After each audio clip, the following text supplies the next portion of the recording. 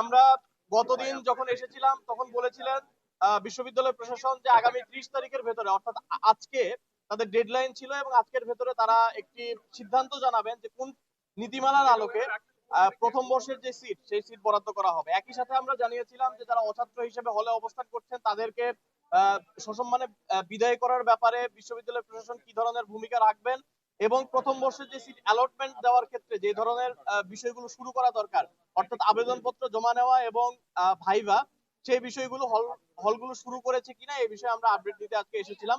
বিশ্ববিদ্যালয় প্রশাসনের পক্ষ থেকে যে রেসপন্স গুলো পেয়েছি এটা এক ধরনের মিক্স রেসপন্স বলা যায়। তারা কিছু জায়গায় আমাদের আশা দেখিয়েছেন, আবার কিছু জায়গায় আমরা তাদের যে রেসপন্স সেই রেসপন্স ধরে আমরা দেখতে পাচ্ছি যে তারা সময় ক্ষেপণ করার চেষ্টা করছেন। আমরা ইতিমধ্যেই দেখেছি যে দু একটা হলে ইতিমধ্যেই সিটের অ্যালটমেন্ট পর্যন্ত হয়ে গিয়েছে, কিন্তু আবার কিছু হলে এখন পর্যন্ত শুধুমাত্র ভাইবার যে কার্যক্রম সেই কার্যক্রমও শুরু হয়নি। অর্থাৎ আমরা এটা থেকে বলতে পারি যে যদি সদিচ্ছা থাকে, যদি কোনো হলের ইচ্ছা থাকে যে প্রথম বর্ষের শিক্ষার্থীদের সিট অ্যালটমেন্ট দেওয়ার ক্ষেত্রে তারা যদি বদ্ধপরিকর হন তাহলে এটা করা সম্ভব ছিল।